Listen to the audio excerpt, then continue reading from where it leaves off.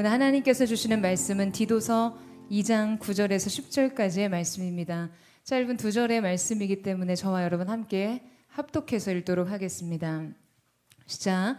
종들은 자기 상전들에게 범사에 순종하여 기쁘게 하고 거슬러 말하지 말며 훔치지 말고 오히려 모든 참된 신실성을 나타내게 하라.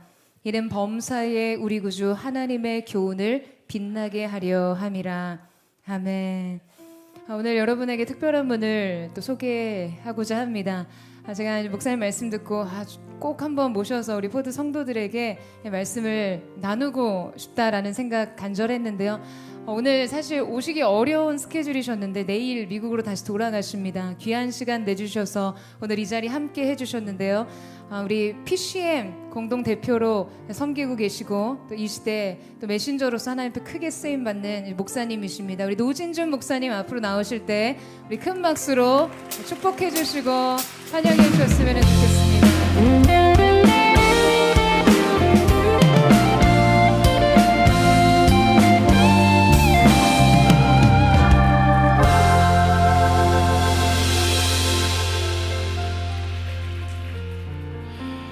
반갑습니다, 여러분. 참 좋네요. 여러분은 요즘 행복하십니까? 아마 여기 계신 분들 중에 어떤 분들은 요즘처럼 행복한 때가 없다고 말할 만큼 행복한 분도 계실 거고, 또 어떤 분들은 너무 행복하지 않다고 말하는 분도 계실 겁니다.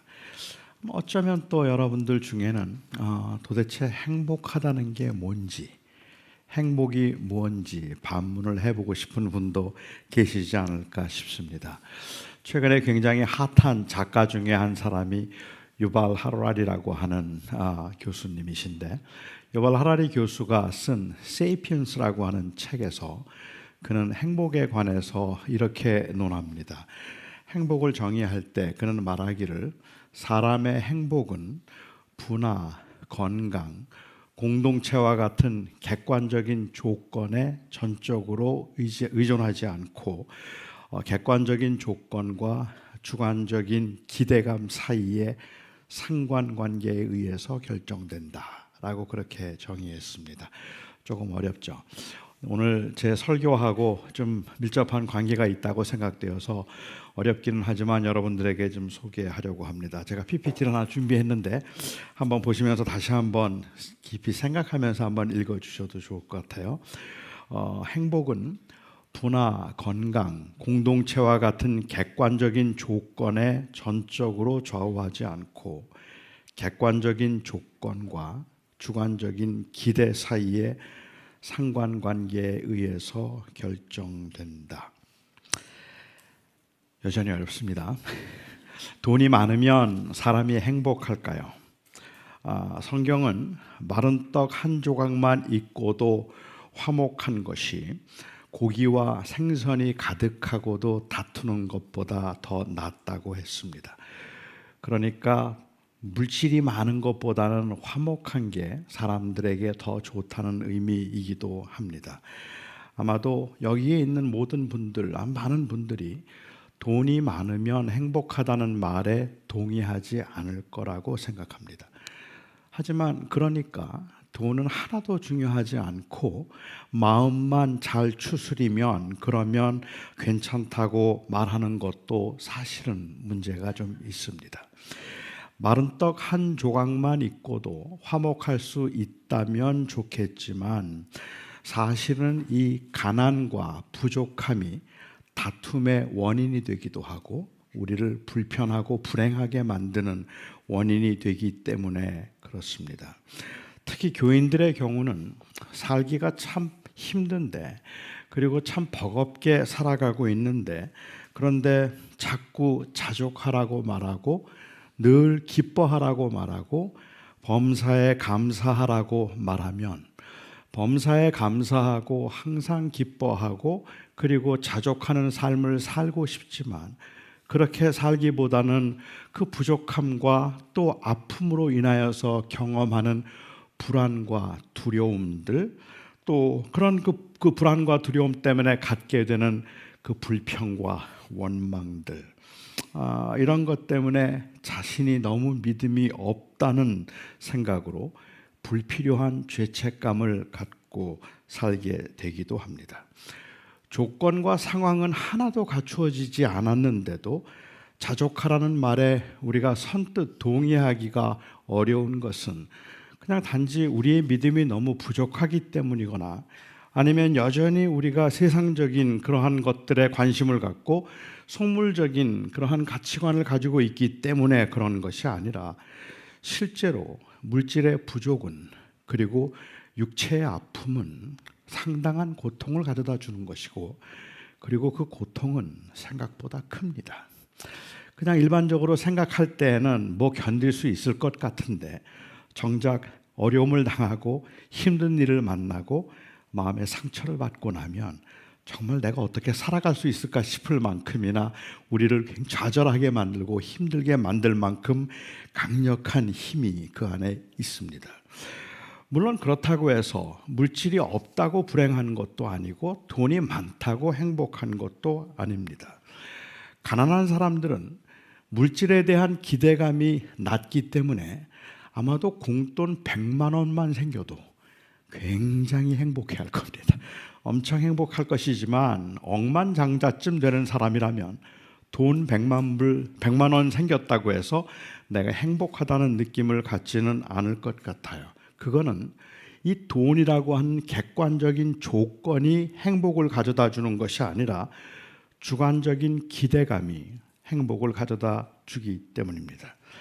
유발 하라리 교수의 주장에 의하면 복권이 당첨되든 아니면 교통사고로 몸을 많이 다치든 어느 정도 시간이 지나고 나면 이 사건들이 행복에 미치는 영향이 비슷해지는데 그 이유는 복권이 당첨되고 나면 기대감이 상승되기 때문에 웬만한 일에는 이제 행복감을 느끼지 못하게 되기 때문에 그렇고 교통사고로 몸을 많이 다친 사람의 경우는 기대감이 낮아져서 그냥 통증 없는 하루에도 행복하다 생각하고 감사하다 생각할 수 있게 되기 때문에 그렇습니다. 그러니까 행복이라는 것은 무엇인가 내가 기대하는 것이 채워져야 하는 조건의 문제이기도 하지만 동시에 그 조건을 받아들이는 마음의 상태, 즉 그 기대감, 주관적인 기대감의 문제이기도 해서 행복은 객관적인 조건과 주관적인 기대감의 그 상관관계에 의해서 결정된다라고 하라리 교수는 말한 것입니다. 조금 이해가 되시나요? 뭐 여전히 어렵기는 하겠다는 생각이 들기는 합니다. 돈이 없어도 돈이 있어서 행복한 것도 아니지만 돈이 없어도 마음만 추스리면 행복하다는 말도 그리 맞는 말은 아니라는 의미일 겁니다. 저는 하라리 교수의 이런 분석에 한편으로는 동의하면서도 또 다른 한편으로는 제가 동의하기가 어렵습니다. 행복과 행복감은 구별되어야 한다고 생각하기 때문에 그렇고 하라리 교수는 여기에서 행복을 말하는 것이 아니라 행복감을 말하고 있다고 생각하기 때문에 그렇습니다. 일반 사람들이 일상생활 가운데 행복이라는 단어를 사용할 때는 대체로 행복감을 의미하는 경우들이 굉장히 많습니다. 그렇지만 언어라는 것은 그 문화에서 사람들이 어떻게 사용하는가에 의해서 의미가 결정되기도 하는 것이니까 저는 굳이 여러분들이 일상 용어 가운데 행복과 행복감을 구별해서 사용해야 된다고 생각하지는 않습니다. 그냥 오늘 행복하세요라는 말의 의미는 행복감을 느끼세요라는 의미라고 하더라도 굳이 그것을 사람들을 찾아다니면서 교정해서 그건 행복감이에요, 행복이 아닙니다라고 그렇게 말해야 될 이유는 없겠다고 저는 생각은 하지만 행복과 행복감은 구별되어야 함이 틀림이 없다고 생각합니다. 조금 위험한 발언이다 싶기는 하지만 향정신성 약물로 우리의 신경을 자극하고 그래서 도파민이나 옥시토신과 같은 그러한 그 화학 물질의 상승으로도 사람들은 행복감을 느낄 수 있습니다. 행복감이 그런 쾌락적 감각이라면 행복감을 느껴서 사람들이 정말로 행복하다고 말할 수는 없을 겁니다. 반대로 행복감을 느끼지 못하기 때문에 그 사람은 행복하지 않고 불행하다고 말할 수도 없습니다. 마약을 하면서 느끼는 그 행복감은 누구도 원하지 않는, 그리고 누구도 기대하지 않는 그러한 감각이지만 그때 느끼는 쾌감과 복권이 당첨되었을 때 느끼는 쾌감이 생물학적으로 같은 것이라면 단순히 행복감을 느끼는 것, 그것은 우리가 추구할 바가 아니라고 저는 생각합니다. 또한 반대로 우리가 행복감을 지금 느낄 수 없다고 해서 우리가 불행하다고 생각해야 될 필요도 없지 않을까 생각합니다. 행복감을 느끼면서 살 수 있다면 참 좋은 것이기는 하겠지만 행복감이 행복을 의미하는 것은 아닙니다. 제가 오늘 이 말씀을 드리는 이유는 어쩌면 우리는 신앙생활을 하면서도 이런 감각 자체를 행복 혹은 신앙적 성숙이라고 여기는 경향이 우리 안에 있기 때문에 그렇다 싶습니다. 큰 소리를 지르면서 기도를 하고 열광적으로 뛰면서 찬양을 하면서 느끼는 쾌감과 만족감, 저는 그게 틀렸다는 말씀을 드리는 건 아닙니다. 굉장히 소중한 감각이고 굉장히 중요한 경험이고 체험이라고 저는 확신하지만, 그렇지만 단순히 그렇게 해서 느끼는 그 감각적인 요소를 우리가 말한다면, 그것을 신앙의 성숙이라고 말한다면 그건 차치하고라도 때로는 이 객관적인 조건에 대한 그 조건에 대한 기대치를 낮춤으로, 다시 말하면 주관적 그 기대감을 낮춤으로 인하여서 만족감을 느끼도록 만들려는 심리적인 최면처럼 보이는 현상들이 종교에는 있습니다. 기독교에도 그러한 그 최면 현상이 있겠다 싶습니다. 남편에게 매를 맞고 사는 부인이 그 현실을 피하지 않고 어떻게 행복할 수 있겠습니까? 이틀에 한 번씩 맞다가 사흘 동안 매를 맞지 않았다는 사실에서 느끼는 안도감? 지난주에는 매 맞은 자리가 너무 아파서 잠도 잘 수 없었는데 이번 주에는 그래도 잠은 편하게 잘 수 있었다는, 그래서 감사하다고 말하는 최저의 기대치에서 오는 이러한 위로들, 이런 것들을 과연 우리가 진정한 행복감이고 신앙의 성숙이라고 말해도 되겠는가 말입니다. 우리에게 피해야 할, 그리고 바꾸어야 할 조건들이 있는데 그와 같은 것들을 전혀 채워주지 않은 상황에서 그냥 심리적으로 다 괜찮다, 하나님의 은혜니까 괜찮고, 하나님께서 그래도 이런 가운데도 범사에 감사할 수 있음이 마치 그 위대한 신앙의 힘인 것처럼 그렇게 여긴다면 그래도 괜찮겠는가 말입니다.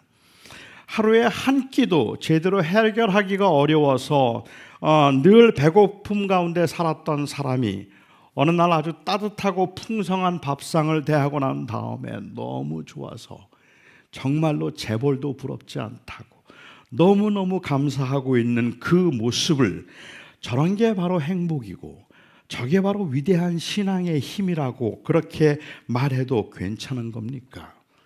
그런 그 사람이 만일 한 달만 매일 그 따뜻한 밥상을 대한다면 아마도 그는 더 이상은 감사하거나 기뻐하기보다는 아무 느낌 없이 받을 수도 있을 것 같아요. 그러면 마치 그 사람은 이제 배은망덕한 사람이고 은혜를 잊은 사람이라고 그렇게 비난을 해도 되겠는가 말입니다.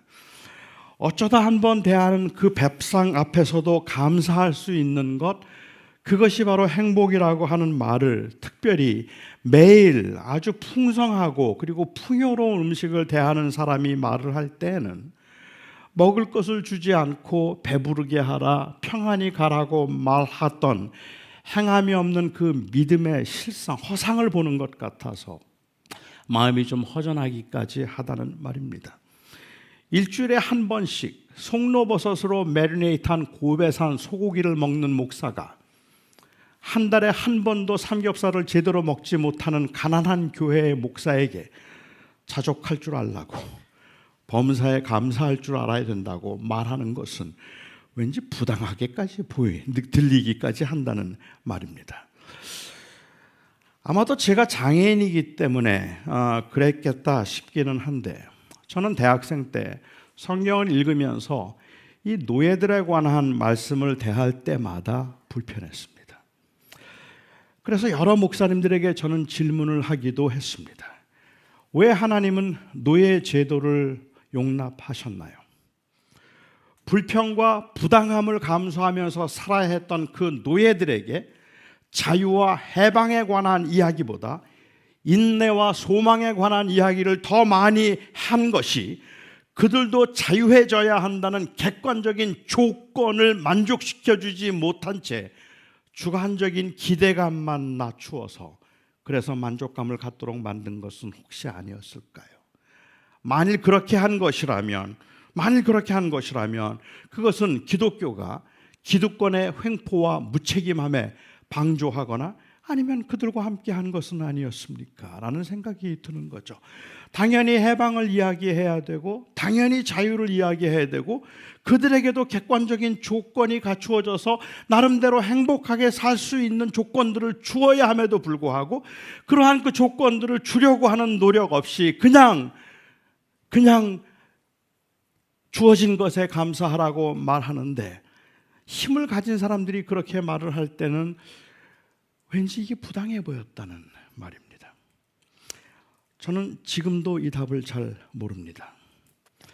저는 아직도 왜 어떤 사람은 그렇게 힘들게 살아야 하는지, 왜 어떤 사람은 악한데도 불구하고 형통하게 하시는지, 하나님께는 도대체 어떤 계획이 있는지 저는 정말 모르겠습니다.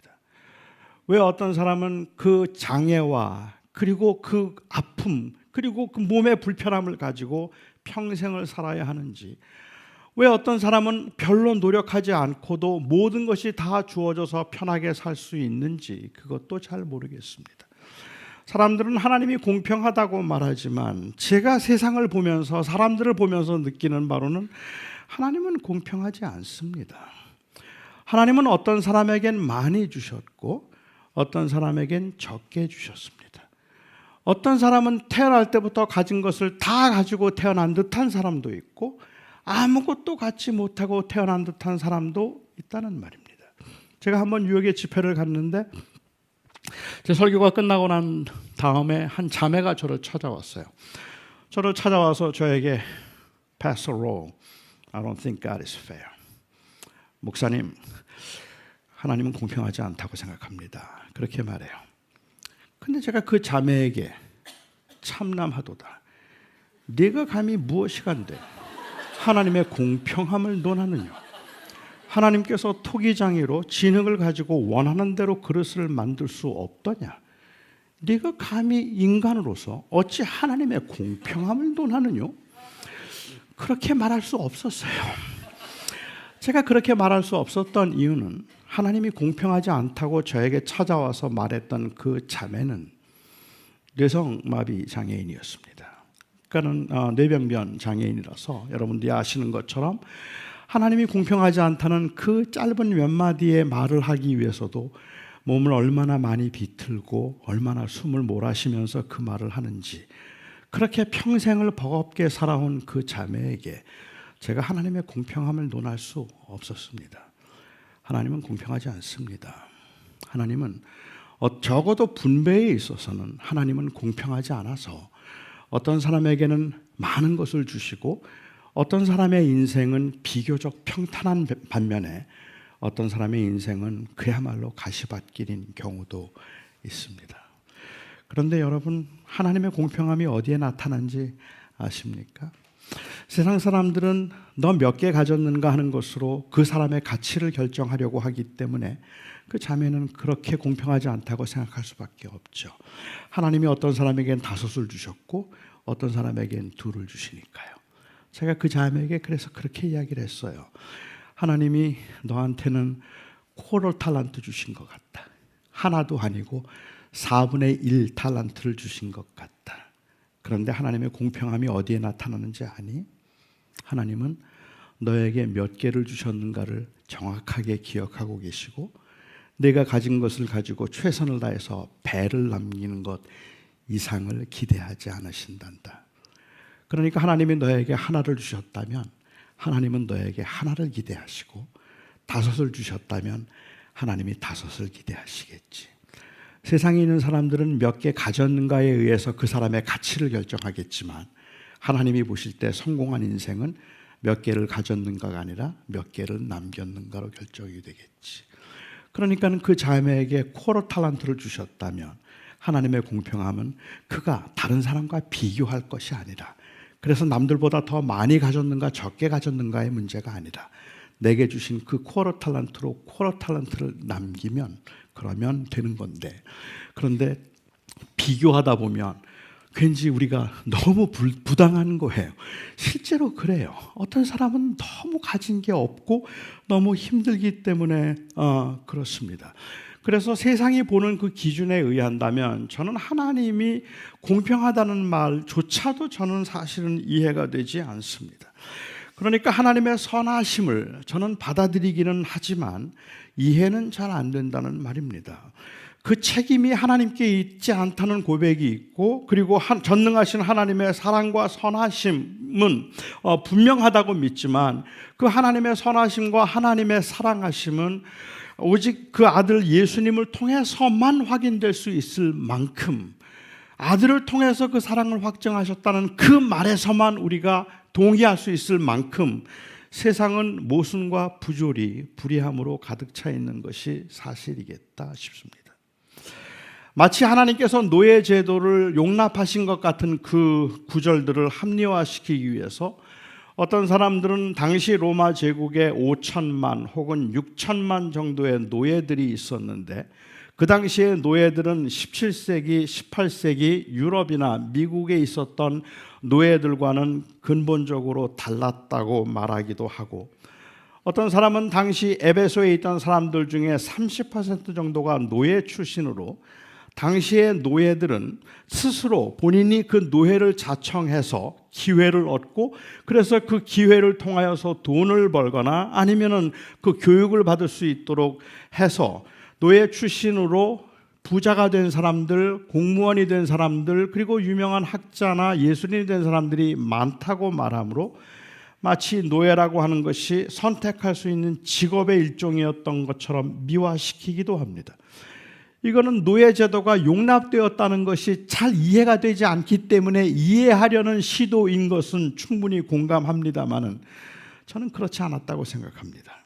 노예들은 그 당시에도 비참한 인생을 살았던 사람들입니다. 베드로 전서에 언급된 것처럼 어느 날은 그야말로 이유 없이 주인에게 모진 매를 맞기도 하고, 주인의 부당한 요구를, 그 요구의 억울함을 참아야 하기도 했고, 그리고 또한 어느 날은 인간 이하의 대우에 말할 수 없는 모욕을 느끼면서 살아야 했던 불쌍한 사람들입니다.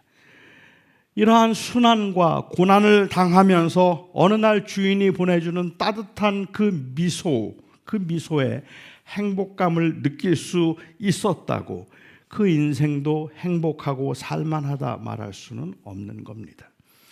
그들에게 자유는 주지 않은 채 그나마 좋은 주인 만나서 밥 굶지 않고 매 맞지 않으니 얼마나 좋으냐고 그 사실로 인하여 감사하라고 기대감을 낮추고 필요 조건을 채울 수 있는 상대성에서 행복감을 가지도록 만드는 것은 불의해 보이기조차 한다는 말입니다. 그래서 저는 이 행복과 행복감을 구별하고 싶었습니다. 노예들이 간간히 느낄지 모르는 그 행복감 때문에 그 행복감을 느끼도록 하기 위해서 그들의 기대치를 낮추고 작은 일에도 감사할 줄 알라고 말하거나, 아니면 그들에게 허황된 희망과 꿈을 주어서 지금은 비록 노예로 살고 있지만 하나님께서 복을 주셔서 요셉처럼, 그리고 또한 다니엘처럼 총리가 되게 하실 날이 있을 것이라는 그런 막연한 기대감을 갖도록 만드는 것은 성경의 가르침이 아니라고 저는 생각합니다. 성경에 나와 있는 요셉과 그리고 다니엘의 이야기는 비록 고난 가운데 있었지만 고난 가운데 있던 다니엘과 요셉이 하나님을 믿고 하나님을 섬김으로 어떻게 총리가 되고 어떻게 세상에서 성공할 수 있는가에 관한 이야기를 하고 있는 것이 아니기 때문에 그렇습니다. 요셉과 다니엘의 이야기는 한 사람이 고난 중에 어떻게 성공적인 사람이 될 수 있었는가에 관한 이야기를 하는 것이 아니라 그 극심한 고난 가운데도 거기에 하나님의 섭리가 있어서 하나님이 하신 약속을, 그 백성을 향해서 하셨던 약속을 신실하게 지키셨음을 말하기 위한 것일 뿐입니다. 그러니까 다니엘의 경우는 자기가 총리가 되었기 때문에, 최고의 지도자의 자리에 있었기 때문에 나는 이만하면 성공했지라고 말하는 것이 아니라 그 백성들을 마음에 품고 울어야 했던 사람이라는 말입니다. 요셉의 경우는 단순히 자기의 꿈을 이룬 사람이 아니라 하나님께서 아브라함에게 하셨던 약속을 이루는 그 하나님의 약속의 수단이 되었다는 것이죠. 결국은 우리가 그냥 이 땅에 살고 있기는 하지만 힘들고 버겁게 여러분들 지금 살고 있지만 열심히 기도하세요. 하나님께 매달려 부르짖으세요. 하나님 앞에 한번 붙들려 하나님께 매달리고 하나님의 은혜와 도우심을 구하면 하나님께서 여러분들을 형통하게 하셔서 최고의 부자로 만들어 주실 것입니다라고 그렇게 말함으로 막연한 기대감을 가지고 우리가 그냥 열심히 신앙생활을 하게 만드는 것은 성경적인 가르침이 아니라는 말입니다. 그렇다고 해서 여러분들에게 지금 현재 있는 것 비록 부족하긴 하지만 적은 것에 감사할 줄 아세요? 적은 게 많은 것보다 더 좋아요. 돈 많으면 복잡해요. 이 자매들에게 혹은 형제들에게 인기 많은 거 아유 피곤해요. 그러니까 그런 거 관심 갖지 마세요. 이런 위로가 아니라는 말이에요. 그건 성경이 말하고자 하는 이야기가 아니라는 말입니다. 에베소서에서도 디모데전서에서도 그리고 오늘 본문인 이 디도서에서도 종들에 관한 바울의 가르침은 차가울 만큼 준엄하다는 것이 의아스럽습니다. 그들은 부당한 일을 당하고 있는데, 억울한 일을 당하고 있는데 그들에게 오히려 바울은 말하기를 신실하게 행하라고 말하고 거짓을 행하지 말라고 말하고 더 열심히 살라고 말하고 있다는 말입니다. 어떻게 그런 말들을 할 수가 있느냐는 말이에요.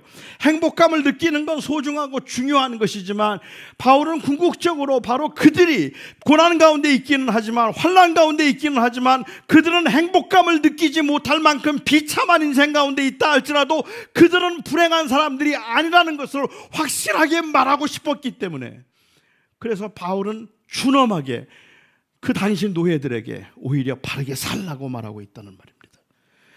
성경이 가르치는 전제는 명백합니다. 인간은 애당초 행복하지 않습니다. 인간은 행복할 수 없습니다. 행복감을 느껴도 인간은 행복하지 않습니다. 인간은 불행합니다. 그 인생의 결국은 죽음이기 때문이고 죽음 후에 심판이기 때문에 인생은 무엇을 해도 인간은 행복하지 않습니다. 행복해지려고 열심히 일을 하고 좋은 대학을 가고 좋은 직장을 얻고 120세까지 건강하게 살려고 애를 쓰기는 하지만 그것들이 가져다주는 그 행복이라는 것은 결국은 일시적인 행복감일 뿐이고, 그래서 행복해지지는 않습니다. 성경의 전제는 노예만 불행한 것이 아니라 주인도 불행하다입니다. 가난한 사람만 불행한 것이 아니라 부자도 불행하고, 그리고 세상 천하를 소유한 왕이라 할지라도 그는 불행하다 말하는 겁니다. 인간이 가지고 있는 이 일시적인 소망은 행복감으로라도 만족할 수밖에 없을 만큼 절망적인 것입니다. 행복감은 마약을 해도 느끼고 성적 쾌감에서도 느끼고 박사학위를 받아도 이 쾌감을 느끼고 행복감을 느낄 수 있다면, 그렇다면 행복감을 느끼는 방법은 다양할 수 있겠지만 그 행복감에 인생이 안주할 때는 인간이 절망적으로 불행하다는 것을 인정했을 때뿐입니다. 그러면 행복감이라도 만족해야 합니다. 인간을 궁극적으로 행복하게 만들 수 있는 유일한 조건은 생명입니다. 사람들은 생명을 포기했기 때문에, 체념했기 때문에, 불가능하다고 생각하기 때문에, 어차피 태어난 사람들 다 100살을 살든 120살을 살든 다 그렇게 죽는 거라면, 그리고 그게 인생이라고 한다면 그렇다면 사는 동안 쾌감을 느끼는 게 더 낫죠. 그래서 사람들은 그 생명에 대한 기대가 없을 때, 그때 사람들은 행복감에 만족할 수밖에는 없을 겁니다. 하지만 인생에게 다시 살 수 있는 기회가 주어진다면, 즉 죽음의 문제가 해결될 수 있다면, 인생의 본질적인 문제가 해결될 수 있다면, 사람들이 추구하고 있는 진정한 행복은 바로 그 생명이 있을 때에만 가능해지는 것이 아니겠느냐는 말입니다. 그렇지 않다면 우리가 하는 것은 모두가 다 결국은 우리가 불행 가운데 우리 하고 있는 몸부림에 불과할 뿐이죠. 여러분이 얼마나 좋은 대학을 나왔든지, 여러분들이 얼마나 좋은 직장에 다니고 있든지, 얼마나 좋은 집에서 얼마나 좋은 차를 타고 다니고 있든지, 인생은 불행합니다. It doesn't matter what college you went. It doesn't matter how much you make a year. It doesn't matter how wealthy you are. I mean, how wonderfully happy life you are enjoying. It doesn't matter. You are eternally doomed. Your life is hopeless. 여러분들의 인생은 소망이 없어요. 아무 소망이 없어요. 그걸 뭐가 보여주죠? 죽음이 보여주잖아요. 죽음 앞에서 아무것도 아닌 것 아니겠습니까? 제가 한 고등학생을 상담했는데요. 그 고등학생이 저한테 그러더라고요. 자기는 지금 너무 행복하대요. 고등학생이. 자기의 꿈은 딱 40살까지만 사는 거래요. 40살까지 자기는 집에 그냥 방에 있으면서 게임만 하다 죽으면 좋겠대요. 게임이 너무 재미있고 너무 좋아서, 그래서 자기는 그냥 밥 때 되면 밥만 넣어주고 방에다, 그리고 자기는 그냥 게임만 하면 그러면 더 이상 행복할 게 없다고 얘기를 해요. 그리고 그 부모님은 이런 자식이 너무 안 된 거예요. 너무 답답한 거예요. 계속 너 그래도 행복해지려면 좋은 대학 가야 돼. 너 행복해지려면 그래도 좋은 직장 가져야 돼. 너 행복하려면 그래도 너 열심히 살아서 그래서 내가 내 인생에 성공을 해야 되는 거야 라고 말하는데, 그 형제가 저한테 했던 말, 자기는 하나도 원하지 않는데요. 자기는 그런 게 하나도 중요하지 않다는 거예요. 그냥 게임만 하다가 일찍 죽어도 좋대요. 그렇게 원하고 있는데 그 청년에게 이젠 그런 게 아니라고 말하는 그 부모의 설득이 제가 생각할 땐 별로 힘이 없어 보인다는 말입니다. 어차피 그렇게 사나, 100살을 그렇게 사나, 아니면 50살을 내가 원하던 거 하고 살다가 가는 거나 그게 무슨 차이가 있지라고 말하는 우리 젊은 세대의 그 고등학생이 하는 말을 저는 어떻게 합리적으로 제가 디펜드를 할 수 있을까 잘 모르겠어요. 인생에게 주어진 유일한 조건, 행복의 조건인 생명의 문제를 해결하지 않고는 결국은 모든 인생이 불행한 겁니다. 행복할 수 없는 거죠.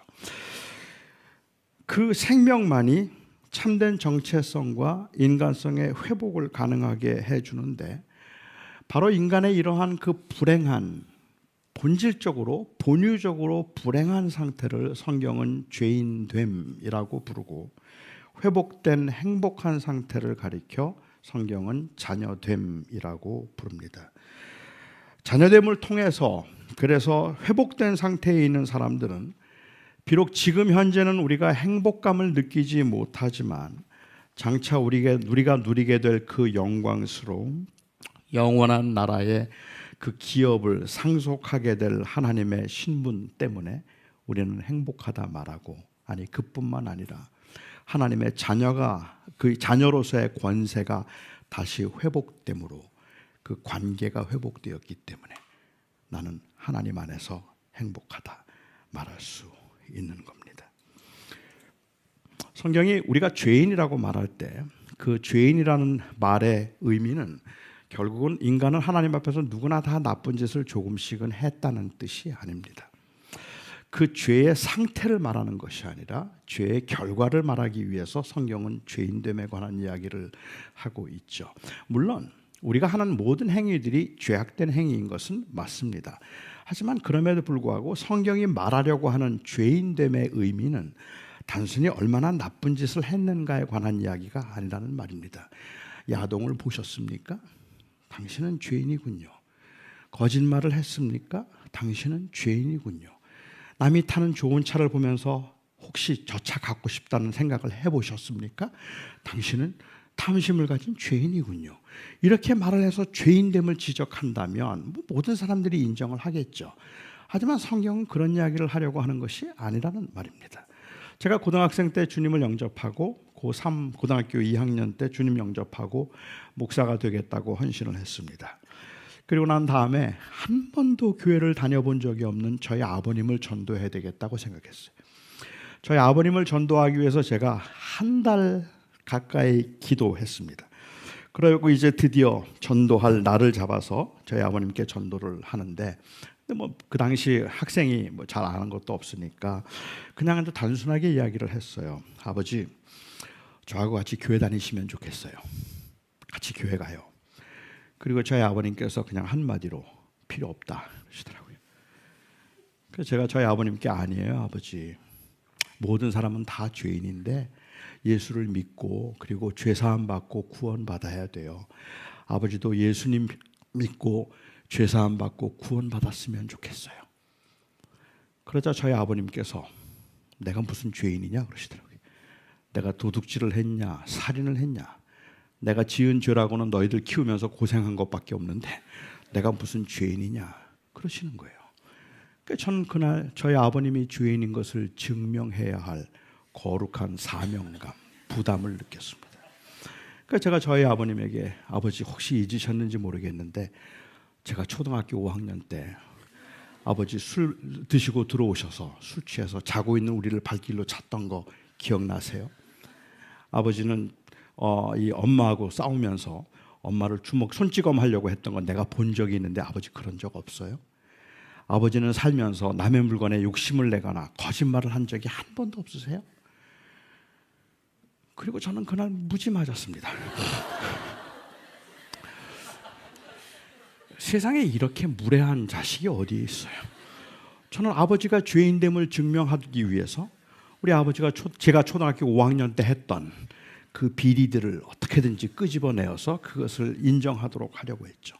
제가 만일 그렇게 해서 저희 아버님이 죄인이라고 인정했다 할지라도 그 다음에 생기는 심각한 문제는 무엇인가 하면 설령 그래서 내가 죄인이라고 하더라도 그래서 그 죄를 위해서 내가 야동 한 번 본 것 때문에 예수님이 십자가에 못 박혀 죽으시고 내가 야동 한 번 본 것 때문에 나를 지옥에 보내신다? 그 하나님이 공평하지 않다는 생각이 안 드는 거예요. 남들 다 나쁜 짓 하는데도 예수님 믿는 사람은 천국 가는데 그렇게 말하면서 나는 그래도 비교적 깨끗하게 살았는데 그냥 캔디 하나 훔쳐먹은 거 그것밖에 없는데 그래서 지옥 간다면 그 하나님은 부당하다고 생각하는 거죠. 그래서 기독교가 전하는 복음이 부당하다는 생각을 꽤 많은 사람들은 하고 있습니다. 성경이 모든 사람이 죄인이라고 말할 때 그 말의 의미는 잘못이 있다는 이야기를 단순히 하고 있는 것이 아니라 인간이 스스로 자기 인생의 주인이 되어서 살고자 함으로 인하여서 인간은 궁극적으로 불행해졌다는 말입니다. 하나님의 자녀로서 하나님 안에 있어야 하는데 그 하나님을 떠나서 하나님 없이 내 스스로 내 인생의 주인이 되어서 나의 행복을 나 스스로 추구해 가기 시작하면서부터 인생은 불행해졌고 그 상태, 하나님을 떠나서 자기가 주인이 된 상태가 바로 죄인됨의 상태입니다. 그래서 예수 그리스도께서 오심으로 다시 우리가 하나님의 자녀가 되는 권세를 회복시켜 주셔서 이제 그를 믿는다는 말의 의미는 그냥 단순히 지적으로 예수님이 하나님의 아들인 것을 동의한다는 의미가 아니라 이제 내가 하나님을 믿는다는, 예수님을 믿는다는 말의 의미는 이제 더 이상은 내가 내 인생의 주인이 아니라 그리스도가 내 인생의 주인이 되셨습니다. 그리고 그리스도가 내 인생의 주인이 되심으로 나는 비로소 그 안에서 행복을 찾습니다 라는 그 고백이어야 하는 겁니다. 저는 오늘 바로 이 관점에서 오늘 본문을 좀 나누어 보고 싶었습니다. 바울은 그리스도인들이 행복감을 느끼는 걸 무시하지는 않았지만 행복감을 느끼는데 궁극적인 목적을 두지는 않았습니다. 그렇기 때문에 노예들의 입장에서는 억울하다고, 그렇게 자기 입장을 알아주지 않는다고 섭섭할 만한 말들을 요구할 수 있었다는 말입니다. 노예로 살아가는 사람들이 경험하는 고통은 결코 가벼운 것이 아니었습니다. 누군가 그들에게 노예이기는 하지만 하나님의 사람들이니까 항상 기쁨과 감사로 살라고 하는데, 그 기쁨과 감사가 감정을 의미한 것이라면 그건 부당한 요구입니다. 인간 이하의 취급을 받고 있고 억울한 일을 당하고 있는데도 고난 중에 얼마나 기뻐하고 있는가, 고난 중에 얼마나 감사하고 있는가 하는 것으로 그 사람의 신앙의 성숙도를 측정하려고 하는 것은, 그것은 저는 부당하기조차 하다는 말입니다.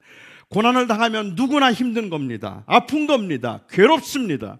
그렇게 괴로운 상황에서 얼마나 참아내고 있는가, 얼마나 표현하지 않고 있는가 하는 것으로 한 사람의 신앙의 성숙도를 결정할 수는 없었다는 말입니다. 저는 노예들 굉장히 힘들었을 것이고 굉장히 억울했을 거라고 생각합니다. 그들이 하늘나라를 소망하며 하나님의 오심을 고대했던 이유 중에 하나가 있다면 너무 버거워서일 겁니다. 사는 게 너무 힘들어서 제발 좀 그만 살았으면 좋겠다 싶어서, 주님이 오셨으면 좋겠다는 생각을 그들은 아마도 했을 거라고 생각합니다. 우리도 마찬가지입니다. 아무리 힘들어도 웃자 말하면 억지로라도 웃을 수는 있겠는데, 문득문득 다가오는 그 억울함과 그 불안함을 견디기가 때로는 힘들다는 말입니다.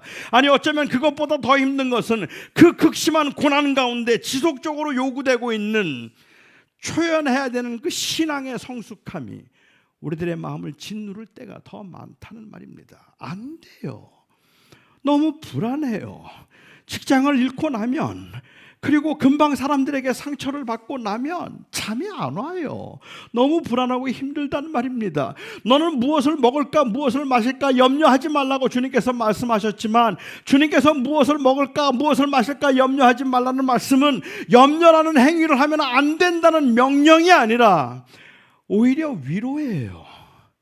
괜찮다는 말이에요. 비록 힘들지만, 가난하지만, 어렵지만 그래도 괜찮아.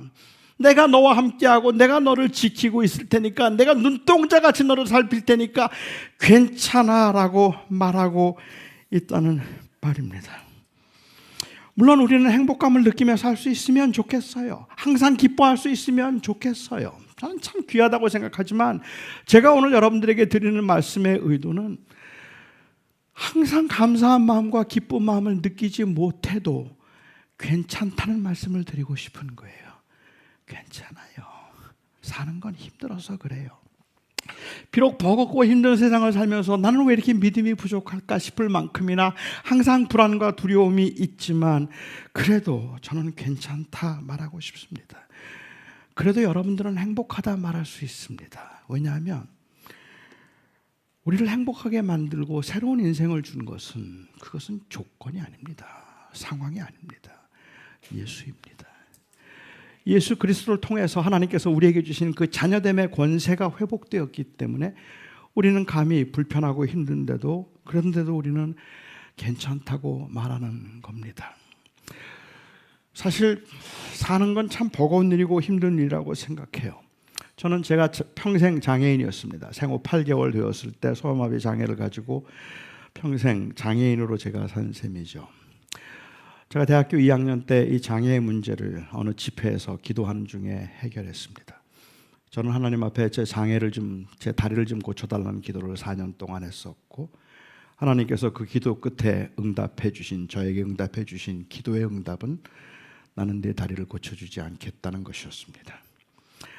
저는 계속 하나님 앞에 절 좀 강하게 해달라고 기도했고요. 4년 동안 하루도 빼놓지 않고 했던 기도인데, 하나님께서 저에게 들려주셨던 응답은 난 널 강하게 하지 않을 거야.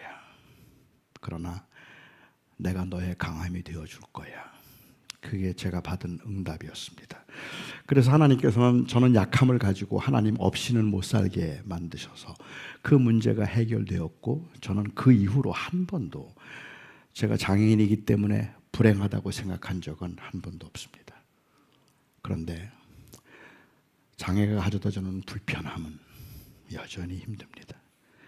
불행하다 생각하지는 않지만 그 불편함들이 그냥 여기도 뛰어 올라와 보고 싶기도 하고, 이렇게 한국에 한번 여행 올 때마다 제 아내하고 다니면서 제 아내에게 항상 미안한 마음이에요. 이번에 같이 여행을 와서 늘 미안한 마음, 지금 생각하면 그냥 가슴이 뭉클할 정도로 제 아내에게 굉장히 미안한 마음이 드는 건, 어디에 가다가 뭐 좋은 산책로가 있다, 아니면 관광지가 좋은 곳이 있다 그러면 저는 그냥 그 근처 카페에 앉아서 책을 읽고 있고 제 아내 혼자 1시간 동안 걸어야 해요.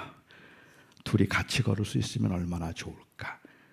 그래서 어디 걷고서는 사진을 찍어 와서 보여주면서 여기 이렇게 좋았다고 말할 때 정말 좋았구나 생각하는데, 가끔씩 그냥 허전해져요. 가슴이 뭉클해지고 미안해지기도 하고 나도 가면 좋겠는데 하는 그런 생각이 들죠. 그런데 때로는 그 불편함이 생각보다 커요. 그 불편함에 가져다주는 그 아픔이 생각보다 크단 말입니다. 아마 여기에 있는 예수를 믿는 사람들 가난해서 불행하다고 생각하지는 않을 겁니다. 하지만 가난이 가져다주는 불편함, 그거는 생각보다 커요. 어느 때는 우리로 하여금 우울하게 만들기도 하고 잠을 못 이루게 만들기도 하는 거죠. 그럴 때 우리가 기억해야 되는 것이 바로 우리에게 주신 생명, 그 은혜인 것이지, 그때 초연할 수 있음이 신앙의 상태를 말하는 건 아니라는 말씀을 드리고 싶은 겁니다. 저는 지금 이 자리에 있는 여러분들 중에도 어렵고 힘든 삶을 살아가는 여러분들에게 그럼에도 불구하고 남들과 비교하지 말고 성실하게 살라는 말이 경우에 따라서는 얼마나 부당한 요구인지 잘 압니다. 나보다 성실하게 살지 않았음에도 불구하고 큰 부자가 되고 부정과 불의의 양심의 가책조차 느끼지 않고 돈을 모았던 사람들이 자녀의 신앙에는 아랑곳하지 않고 최고의 대학에서 최고의 자리에 오르는 것만을 목표로 산 사람이 지금 얼마나 행복해하고 웃고 있는지 알고 있는 여러분들에게, 그래도 인생은 행복하다 말하고 그래도 착하게 산 사람들이 복을 받는다 말하는 것이, 또한 아무리 좋은 대학 가더라도 그래서 행복해지는 건 아니라는 위안이 얼마나 힘없는 이야기인지도 압니다. 처음부터 흙수저로 태어나서 온갖 몸부림을 치면서 제대로 한번 살아보려고 그렇게 애를 썼지만 도저히 넘어갈 수 없는 그 한계와 벽 앞에서 수없이 좌절하고, 그나마 그냥 먹을 것이 있으니 감사하고 그렇게 먹고 살 수 있으니 감사하자고 위언하며 작은 일 앞에서 행복을 찾아가는 모습이, 그러다가도 대단한 사람의 성공 앞에만 서면 한없이 쪼그라들고 초라해지는데, 그래도 감사하라고, 그래도 성실하게 살라고 최선을 다해서 살아내자는 말이 얼마나 무모한 말인지 안다는 말입니다. 그런데 지금 바울이 노예들에게 그걸 요구하고 있는 겁니다. 그런데 바울이 노예들에게만 참으라고 말하고 더 열심히 일하라고 말하고 더 순종하라고 말하고 있는 겁니다. 그런데 여러분들은 화가 나지 않으십니까? 당연히 그런 거라고 생각이 되시느냐는 말입니다. 조건과 상황을 바꾸기 위해서 뒤집어 엎으라고 말하지 않고, 못된 주인이 임금을 주지 않으면 자기의 권리를 취해서 그 주인의 것을 취하라고 말하지 않고 참으라고 말하고 있는 겁니다. 세상에 있는 사람들은 성공한 사람들을 알아주고 성공한 사람들만 인정하려고 하기 때문에 어떻게든지 수단과 방법을 가리지 않고 하나님께 매달려 부르짖어서 성공하라고 말하지 않고, 성공하지 않은 인생이라도 괜찮다 말하고 있는 겁니다. 이게 억울하지 않으십니까? 이게 화가 나지 않으신다는 말입니까? 그런데 바울이 지금 노예들에게 이 말을 하고 있는 거예요. 그런데 바울이 하고 있는 이 말은 평생 노예로 살면서 항상 기뻐하는 법을 배우고 범사에 감사하는 법을 배우라는 말을 하고 있는 것이 아닙니다. 이건 행복감에 관한 이야기를 하고 있는 것이 아닙니다. 오히려 바울은 그러한 그 극심한 고난과 그리고 참 비참한 삶의 현장에서도 우리는 이 세상을 살아가는 나그네요, 하나님께서 우리에게 주신 영원한 생명이 우리에게 있으니 우리는 그 하나님의 자녀로서 하나님의 다스리심을 놓치지 말고 살아가자고 말하고 있는 겁니다. 결국 우리가 만족하고 자족하는 것은 하나님의 다스림에 관한 것이죠. 바울은 빌립보서에 보면 그가 감옥에 갇혀 있으면서 교인들에게 이야기를 합니다. 나는 일체의 비결을 배웠다라고 얘기해요. 내가 풍부함에 처할 줄도 알고 배고픔에 처할 줄도 알고 배부름에 처할 줄도 알아서 나는 일체의 비결을 배웠다 말을 하고 있습니다. 내가 자족하는 법을 배웠노니 풍부와 그리고 또한 이 배고픔과 배부름과 빈곤과 풍부에 나는 일체의 비결을 배웠고 내게 능력 주시는 자 안에서 내가 모든 것을 할 수 있다라고 말합니다. 내게 능력 주시는 자 안에서 내가 모든 것을 할 수 있다는 말의 의미는 내게 능력 주시는 그 하나님의 능력으로 나는 지금 내게 주어지는 모든 상황과 환경을 다 바꿀 수 있다는 이야기를 하고 있는 게 아니라는 말입니다. 우리는 하나님의 능력을 의심하지 않아요. 하나님은 모든 것을 할 수 있는 분입니다. 하나님은 우리를 통해서 모든 것을 할 수 있는 분입니다. 하나님께서는 이 교회를 1년 안에 서울에서 제일 큰 교회 만드실 수 있습니다. 그게 하나님의 능력입니다. 하나님은 여러분들을 지금 비록 형편없는 것 같아도 그래도 여러분들을 최고의 부자로 만드실 수 있습니다. 아멘? 아멘. 그런데 우리의 문제는 하나님의 능력에 대한 의심이 아니에요. 정말 하나님이 해주실까가 문제예요. 하나님의 의지에 대한 질문이죠. 그걸 하나님이 원하시나? 그걸 하나님께서 해주실까? 그게 우리의 고민인 거죠. 바울이 내게 능력 주시면서 내가 모든 것을 할 수 있다는 말의 의미는 하나님은 내게 능력 주시면 나는 이 감옥을 마음대로 뒤집어 엎고 다 이 감옥 문을 열고 내가 나갈 수 있다는 이야기를 하고 있는 게 아니라는 말입니다. 오히려 바울이 말하는 내가 모든 것을 할 수 있다는 말의 의미는 어떤 상황에서도 나는 자족할 수 있다는 이야기입니다. 그런데 이 자족은 상태에 대한 만족이 아닙니다. 여러분은 지금 현재 여러분의 상태에 만족하십니까? 그 정도면 되겠습니까? 월급은 안 올려줘도 되겠죠? 그 정도면 괜찮은가요? 아닐걸요? 조금 더 나았으면 좋겠잖아요. 조금 더 괜찮았으면 좋겠잖아요. 저도 그래요. 조금만 더 건강했으면 좋겠어요. 지금보다 돈이 조금만 더 많았으면 좋겠어요. 많이도 필요 없어요. 조금만 더 많았으면 좋겠어요. 조금만 더 건강했으면 좋겠어요.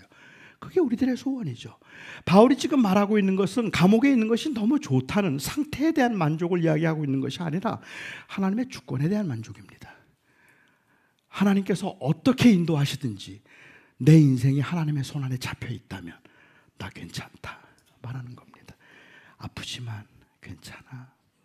힘들지만 괜찮아. 잘 안 풀리고 불안해 죽겠지만 그래도 괜찮아. 왜? 내 인생이 하나님의 손 안에 잡혀 있으니까. 저는 요즘에 설교를 하면서 최근에 특별히 우리 교인들 이곳저곳을 다니면서 교인들을 만날 때마다 제 마음속에 떠오르는 단어들이 있다면 우선 첫 번째 제게 떠오르는 단어는 지침이에요. 너무 많이 지쳐 있어요. 그리고 특별히 제가 요즘도 청년들을 많이 대하면서 제게 떠오르는 첫 번째 단어는 불확실함이에요. 모든 게 확실한 게 하나도 없어 보여요. 그래서 그 불확실함과 그리고 또한 그 피곤하고 지침 가운데 살아가고 있는 여러분들, 믿음으로 산다는 게 얼마나 힘든 건지, 그래서 제 설교의 화두는 요즘은 살아냄입니다. 그래도 우리는 믿음으로 살아낸다. 그리고 우리는 그 어려움과 힘든 가운데도 감히 괜찮다고 말한다. 왜? 괜찮아질 거라서? 아니요. 우리의 인생이 하나님의 손 안에 있기 때문에, 그리고 그것을 가장 확실하게 보여준 사건이 예수의 사건이라서, 예수 그리스도를 통해서 하나님이 우리를 향한 하나님의 사랑을 확증하셨기에, 비록 이 땅에서 우리는 버겁고 힘든 삶을 살지만 전 오늘 여러분들에게 감히 어떻게 사는지도 모르면서 그리스도를 주라고 고백하는 여러분들에게 오늘 감히 말하고 싶은 겁니다. 괜찮습니다. 괜찮습니다. 기도하겠습니다.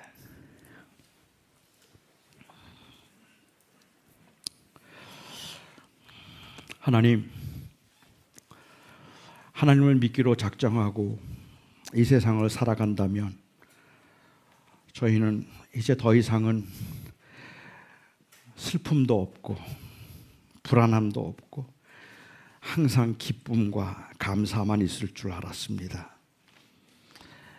그런데 우리는 살아가면서 순간순간 경험하는 일들이 저희들의 마음을 말할 수 없이 불안하게 만들기도 하고, 어느 때는 심한 실패감과 그리고 그 죄책감으로 우리의 마음이 무너질 때가 너무 많습니다. 아마도 바울의 말을 듣고 있던 그 노예들도 그들도 살아가면서 그런 마음이었겠다 싶습니다. 하나님을 믿는다고 말하고도 어느 날 부당하게 모진 매를 맞고 돌아온 날, 억울한 일을 당하고 그야말로 내가 뭐 때문에 이렇게 살아야 되는가 싶었던 날들이 있었을 텐데, 오히려 그렇게 힘들고 버거운 삶을 살아야 했던 그 노예들에게 성실하라, 주인의 것을 탐하지 말아라, 열심히 살아라, 바울이 그렇게 말할 수 있었던 것, 그것은 그 노예들이 가지고 있던 바로 그 은혜 때문이었겠다 싶습니다. 사랑하는 아버지 하나님, 저는 여기에 모여있는 우리 사랑하는 믿음의 식구들이 어떤 삶의 현장과 어떤 삶의 과정에 있는지 저는 잘 알지 못합니다. 많이 힘든 사람들, 많이 지친 사람들, 그리고 많이 불안한 사람들 여기 틀림없이 있을 겁니다. 하나님, 때로는 그 불안함과 두려움 때문에 하나님이 나를 사랑하시는가 싶기도 하고, 내가 하나님 앞에 뭔가 잘못 살고 있다는 생각에 불안하기도 할 텐데, 오늘 주의 성령께서 이곳에 찾아오셔서 우리 사랑하는 성도들을 위로하여 주시고 괜찮다 말씀해 주시옵소서. 힘들지만 괜찮고, 흔들리지만 괜찮고, 넘어질 것 같지만 괜찮다 말씀해 주시옵소서. 이 시간도 하나님의 위로를 앙망하며 성령의 도우심을 바라고 우리 주 예수 그리스도의 이름으로 기도하옵나이다. 아멘.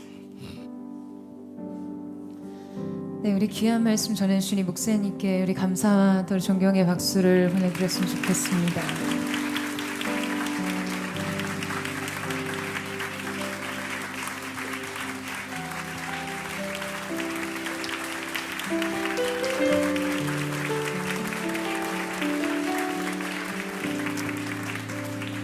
우리 오늘 주신 말씀을 기억하며 우리 함께 찬양하며 주님 보좌 앞으로 나아가기를 원합니다. 사랑하는 주님, 인생의 환경과 지나가는 상황과 내게 주어진 조건이 아닌 변함없는 내 인생을 결정한 영원한 생명 되신, 우리를 향해 그 사랑을 확증하신 예수 그리스도의 십자가로 인해 우리가 오늘 주님 앞에 기쁨으로 노래하기를 원합니다. 주님을 바라보고 또다시 이 믿음을 드리며 주 앞에 서기를 원하오니 위로의 성령으로 우리 가운데 기름 부어주시고 각 사람의 인생을 만져주시고 위로하시고 일으켜주시는 거룩한 은혜의 역사가 나타나게 하여 주시옵소서. 우리 그 마음 고백하며 함께 찬양하며 나아가겠습니다. 영원한 생명의 주님, 한결같이 날 보시네. 주 손길로 덮으사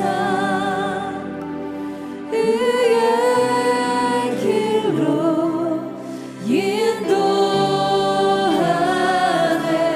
주를 바라네. 주를 기다리네.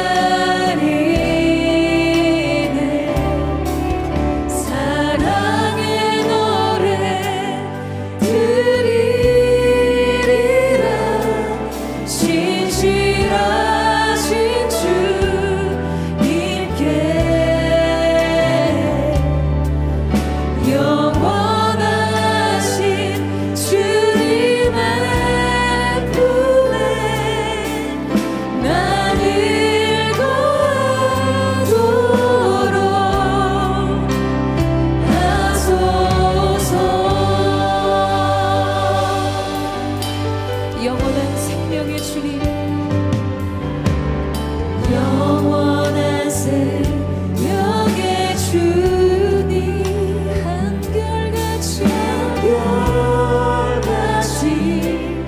날 보시네. 주 손길로 높은 산 그의 길로 인도하네. 주를 바라네. 주를 기다리네. 사랑의 노래 들으라. 신실하신 주님께 영원하신 주님의 품에 나를 거하도록 나서 사랑의 노래 들으라. 신실하신 주님께 영원하신 주님의 품에 나를 가둬. 거룩한 손을 높이 들고 사랑의 노래 들으라.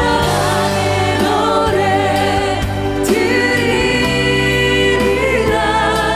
신실하신 주님께 영원하신 주님의 품에 나를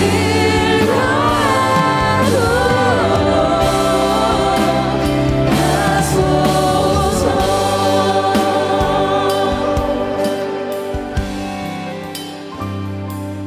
품에 거하게 주의 사랑의 품에 주님 우리 품으소서.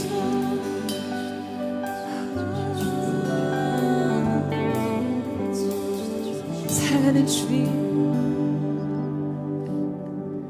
사랑하는 주님, 오늘 이 시간 우리가 우리 인생의 저마다 짊어진 고통과 결핍과 아픔과 힘겨움을 안고 주님 앞에 있습니다. 그러나 주님, 상황과 환경의 조건을 넘어 우리에게 영원한 생명을 주신 예수 그리스도의 십자가가 오늘 우리가 우리의 삶을 해석하는 렌즈가 되게 하여 주시옵소서. 우리 인생을 향한 하나님의 계획을 보게 되는 믿음의 시선이 될 수 있도록 역사하여 주시옵소서. 거룩하신 주님, 우리를 받아주십시오. 사랑하는 주님, 우리의 마음을 어루만져 주십시오. 오늘 이 가운데 주님, 말할 수 없는 주님의 사랑의 능력이 강물과 같이 흘러갈 수 있도록 주님이 역사하여 주시기를 원합니다. 인생에 흘러가는 고난과 아픔과 고통 속에서도 주님을 바라보는 거룩한 하나님의 사람들이 될 수 있도록 주님 역사하시고 함께하여 주시옵소서.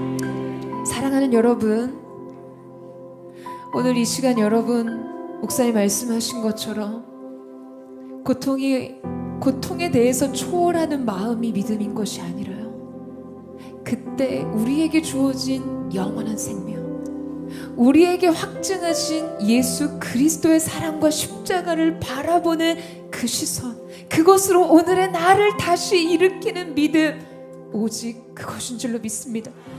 오직 의인은 믿음으로 말미암아 살리라. 주님의 약속을 향해 인생의 폭풍과 슬픔 속에서도 주님 바라보는 믿음의 시선이 우리 가운데 있게 하여 주시옵소서. 그렇게 주님 앞으로 나아가게 하시 새 믿음이 부어지는 시간 될 수 있도록 역사하여 주시옵소서. 위로의 성령이여, 위로의 성령이여, 우리 가운데 기름 부어 주시옵소서. 우리 전심으로 그 주님을 구하며 우리 주의 한번 듣고 우리 합심의 동성으로 기도합니다. 주여,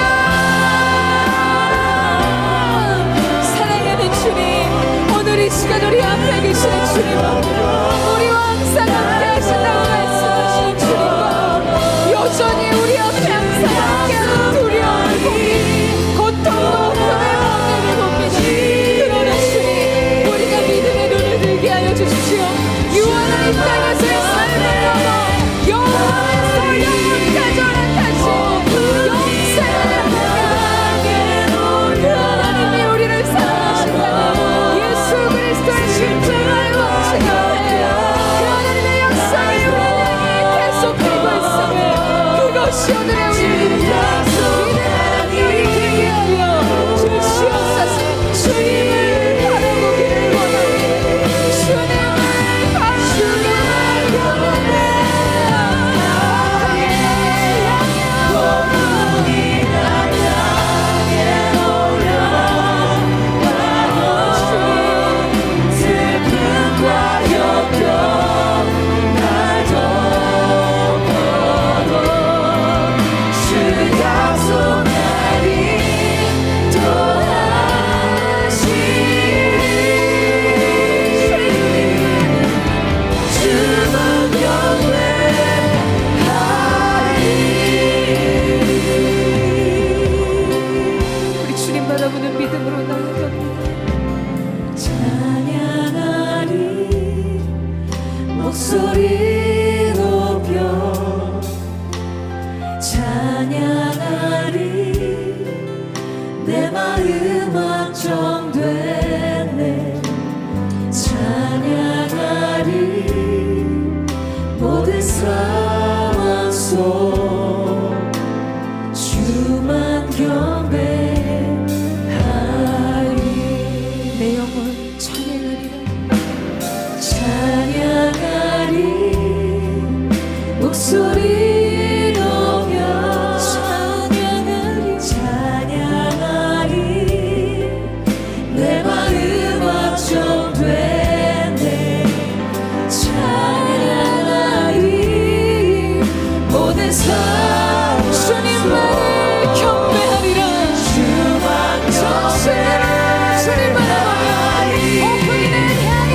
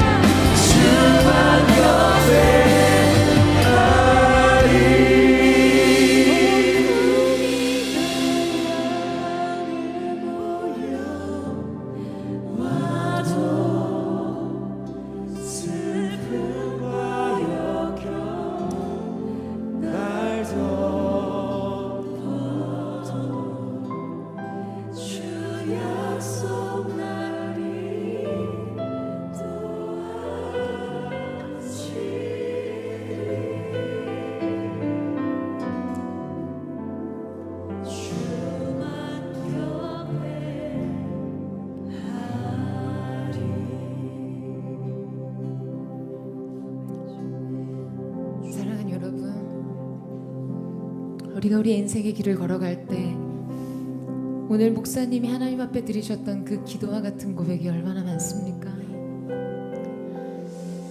주님, 이 문제만 좀 해결해 주신다면, 이 육신의 질병으로부터 자유롭다면 주님 더 힘있게 예배할 수 있을 것 같은데요. 주님 부르시는 부위를 더 능력 있게 달려갈 수 있을 것 같은데요. 주님 내 인생 속에 남들은 아무렇지도 않게 할 수 있는 그 일이 왜 이렇게 어렵습니까? 주님 이 고통만, 이 아픔만, 이 어려움만 해결해 주신다면 제가 주님을 위해 더 힘있게 일어설 수 있을 것 같은데요 라는 질문으로 하나님 앞에 여러분 우린 얼마나 많은 기도를 드립니까? 저 역시 그런 기대를 가지고 주님 앞에 기도했던 시간 속에 하나님은 한결같이 그렇게 말씀하셨어요.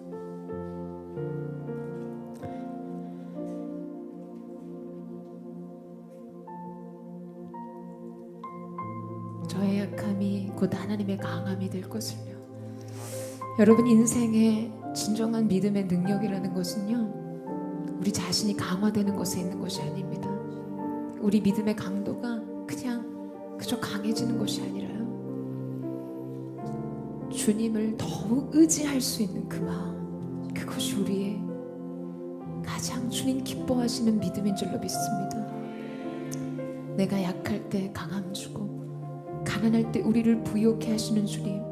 여러분 이 찬양의 가사는요 원곡을 보게 되면 주님이 내게 부요를 주시고 강함을 주시는 것이 아니라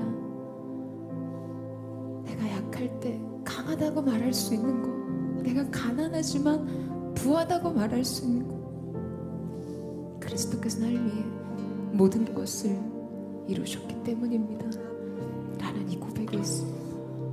여러분 우리가 오늘 하나님 앞에 그 믿음 드려보지 않으시겠어요? 주님 약하지만 나는 강하다고 말하겠습니다. 주님을 의지하기 때문에. 인생이 가난하고 고달프지만 나는 부요하다고 말하겠습니다. 이미 내게 넘치도록 행하신 주님의 일들로 인해. 여러분 오늘 우리가 그 마음으로 주 앞에 서기를 원합니다.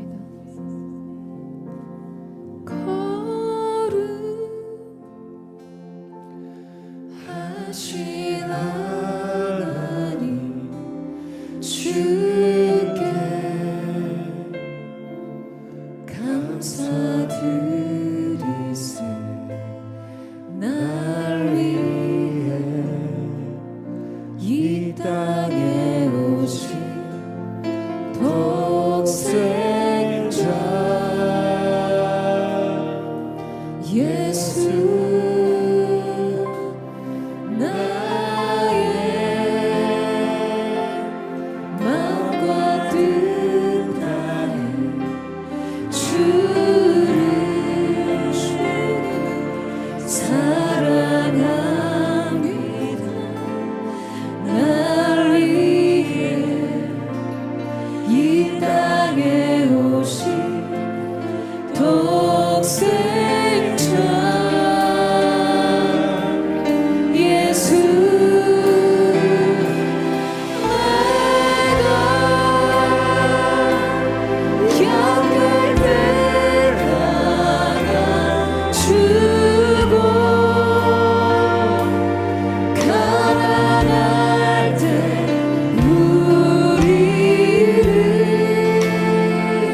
부요케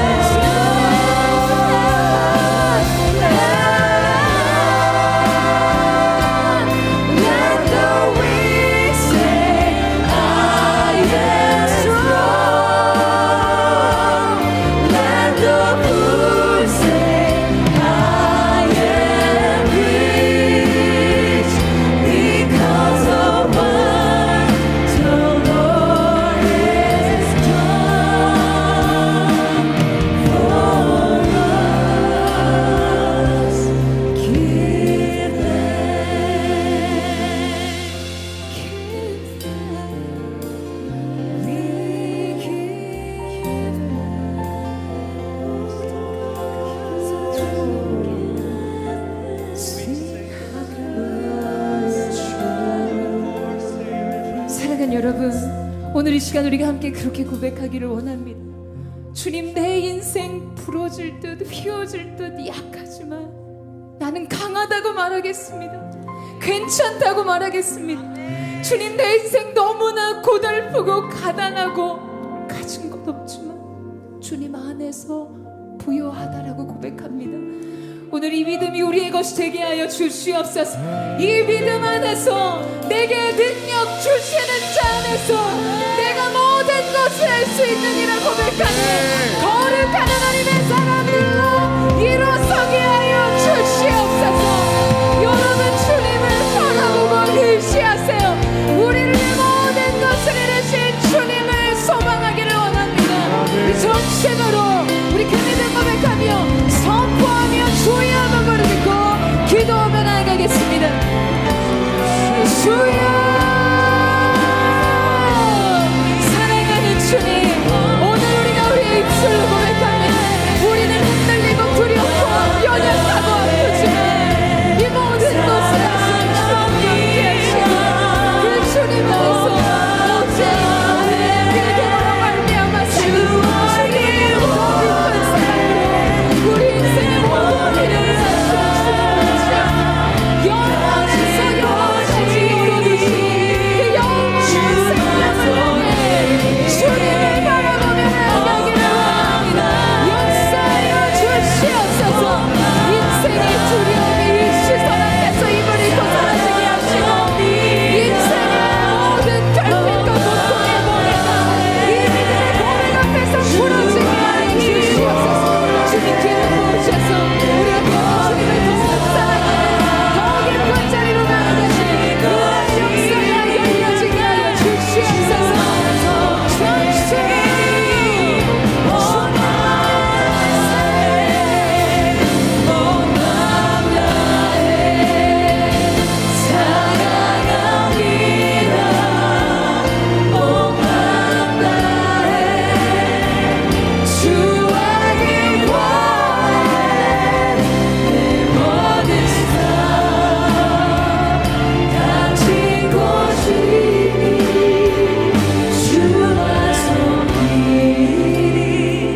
오늘 우리의 믿음의 결단을 담아 함께 고백합니다. 주님과 함께하는 이 고요한 시간 주님의 보좌 앞에 내 마음을 쏟네 모든 것 아시는 주님께 감출 것 없네 내 맘과 정성 다해 주 바라나이다 나 염려하지 않아도 나 염려하지 않아도 내쓸 것 같지 나 오직 주님 나 오직 주의 얼굴 구하게 하소서 나 이해할 수 없을 때라도 감사하며 날마다 순종하며 주 따르리라 온 마음 다해 사랑합니다 온 마음 다해 주 알기 원하네 내 모든 삶 당신 것이니 주만 섬기네 조차 나의 사랑합니다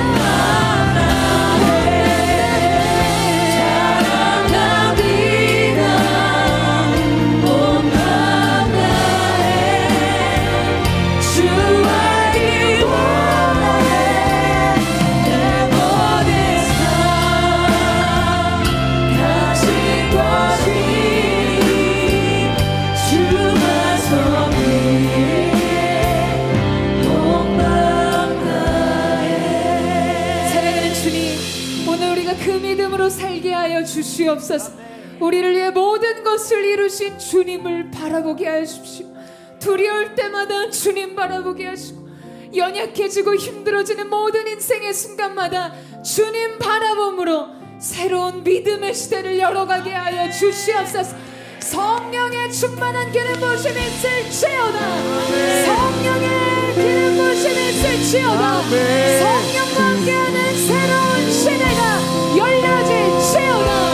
오늘 이렇게 사랑하는 모든 성도들의 인생을 새롭게 하신 그 주님을 찬양하며 감사드리며 살아계신 예수님의 이름으로 기도드립니다.